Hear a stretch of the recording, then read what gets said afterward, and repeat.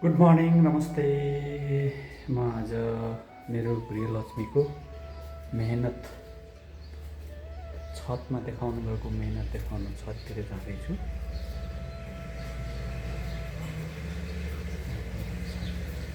जाने बाटो यस्तो छ।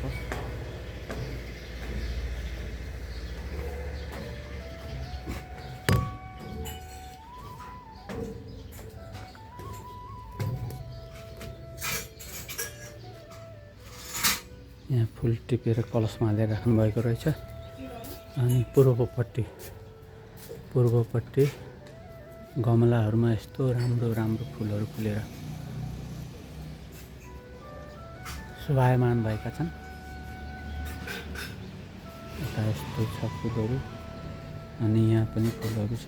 यता धारा अनि फुल मात्रै होइन, यतातिर फलफुलहरू पनि तरकारीहरू पनि के छन्। सयपत्री फुल, डल्ले खुर्सानी, यता गिरौँलो, बोडी पनि फल्याएर छ। अनि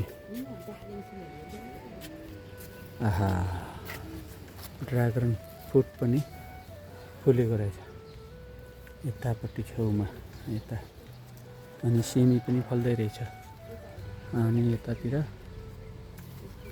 भेन्टा अनि के हो यो गिरौँलो हो। गिरौँलो पनि चिचिल्लो भएर छ। अब 2-3 दिनमा खाना हुन्छ यो गिरौँलो। अनि यतापट्टि पनि गिरौँलो फुल्दै छन्। अनि उतातिर बेली फुल अनि यता खुर्सानी यो के हो, रातो गुलाब। साग पनि छ भित्रमा। मिश्रित खेती भन्छन्। यहाँ कर्कलु पनि छ, साग पनि छ, मुला छ, उता सयपत्री फुल छ। बहुमत चाहिँ यहाँ खुर्सानीकै छ। डल्ले खुर्सानी कोही मिठो लाग्छ भन्नुहोस् है। यो अक्कबारी खुर्सानी भन्छन्। हामी त डल्ले खुर्सानी भन्थ्यौँ सानोमा। यी कुनै बोटहरू मर्न पनि खोजेको छ, पानीको सन्तुलन नमिलेर होला। यता कर्कलो पनि छ, यता भेन्टा छ, फेरि जाईको फुल। अनि यतापट्टि यो उत्तर पूर्वपट्टिको कुनामा मन्दिर रहेको छ। अनि यहाँ फेरि के भन्छ हौ यो फुललाई, के भन्छ हजुर यस्तो फुललाई? सर्बदा हो र? सर्बदा त यो होला नि, यो चाहिँ होला नि सर्बदा। यो सँगैको के नाग के भनेको?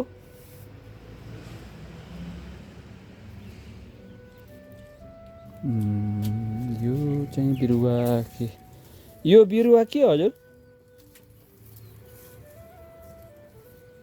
सानो? ओहो, करेला पनि फल्दै रहेछन्, करेला। अनि यो पारिजातको बोट। अनि यो इन्द्रकमल। अनि यहाँ अर्को खुर्सानीको बेर्ना भइगयो। यो बेली भन्छ कि चमेली भन्छ। अनि यसको पनि नाम थाहा छैन है मलाई। थाहा हुनेहरूले कमेन्ट गरिदिनु होला। यता बेगमकली रानी फुल अनि गोलीमेडो पनि फलेको छ। पाक्या नि रहेछ, अझ भएन भनेर पाक्न खोज्दै रहेछ लोकल गोलीमेडा। अनि यता सयपत्री, कर्कलो सँगसँगै यो फुलको नाम पनि थाहा छैन है मलाई। यो रातो, पिङ्क, अनि यो के हो? पिङ्क कलरै हो यो पनि। रातोमा पनि थरी रातो छ। यो अलि अर्कै रातो छ। अनि उतापट्टि अलि बेग्लै खालको रातो छ। तर पात र बिरुवा चाहिँ एकै प्रकारको हुन्छ। यो फुलको पनि नाम थाहा छैन। थाहा हुनेहरूले यो फुलको नाम पनि कमेन्ट गरिदिनु होला। अनि यहाँ पिपलको रुख छ। पिपलको रुख यत्रो छ, यहाँदेखि लिएर माथिसम्म पिपलको रुख यस्तो छ। पिपलको रुख यतातिर भएन, के छ, सिउँडी पनि छ। हामी यसलाई सिउँडी भन्छौँ। र यतापट्टि केराको रुख पनि छ। यहाँ पनि करेला फल्दैछ। अनि यो के फुल हो? यो कलेजी रङको रातो रङको हुन्छ, कलेजी रातो रङको हुन्छ। हामी केटाकेटीमा चाहिँ यसलाई काशी फुल भन्थ्यौँ। अनि ठाडो खुर्सानी पनि फल्दैछ। ठाडो खुर्सानी सँगसँगै यो पारिजातको बिरुवा। पूजा गर्दै हो हजुर?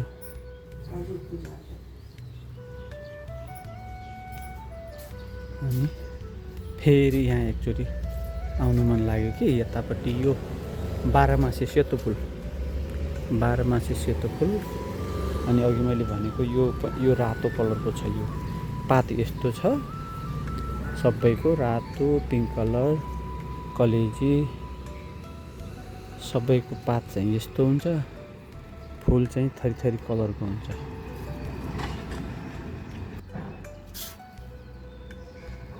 यहाँ रानी कलरको पनि छ अझ। यो पनि त्यही हो, त्यही फुल हो यो पनि। यस्तो मजाको लाली गुराँस जस्तो थुङ्गा। यता पनि यो अर्कै कलर छ, यो अर्कै कलर छ। यस्तो रहेको छ। यो फुलको नाम पनि थाहा छैन हौ। गृहलक्ष्मीलाई नै थाहा छैन जस्तो लाग्छ। यो फुल चाहिँ फुल छ। अनि आज बिहानभरिमा फुलिसक्छ। अहिले बिहान भर्खर 6 बज्दैछ, 6 बज्न लाग्दैछ। अहिले 11, 12, 1 बजेदेखि यो फुल फेरि झर्न थालिहाल्छ। असारको महिनामा यस्तो फुल लटरम्मै।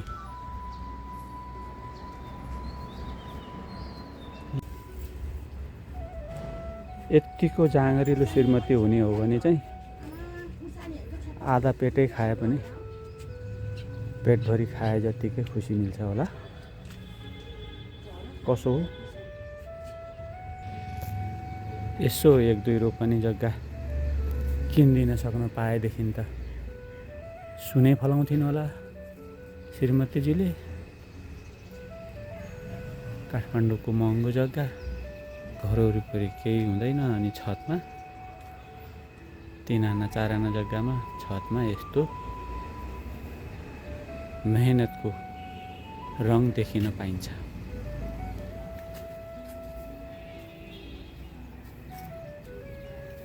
फेरि उहाँको यो मात्रै काम पनि होइन, पसल हेर्नै पर्यो। घरमा बुढाबुढी हुनुहुन्छ, फुपू हुनुहुन्छ, हेर्नै पर्यो। त्यति गरेर पनि उब्रिएको समयलाई सदुपयोग गरेर उहाँले यत्तिको गर्नुभएको छ। धन्य छ, धन्य मेरी श्रीमतीजी। छतबाट तल झर्ने बाटो यस्तो छ। भर्याङ, फलामको भर्याङ। अलि होसियारीपूर्वक झर्नुपर्ने अवस्था छ फलामको भर्याङ। अनि पारिपट्टि स्कुल पनि छ। उतातिर मेन बाटो गएको। यो हाम्रो घर अगाडिको बाटो। तल्लो छतमा पनि एउटा लालुपाते र सयपत्रीको बोट रहेको छ। उतापट्टि कुनामा सयपत्री फुल पनि फुल्दैछ। मकैको जुत्ता पनि छ, लसुनको जुत्ता पनि छ। यस्तो छ यो भर्याङ।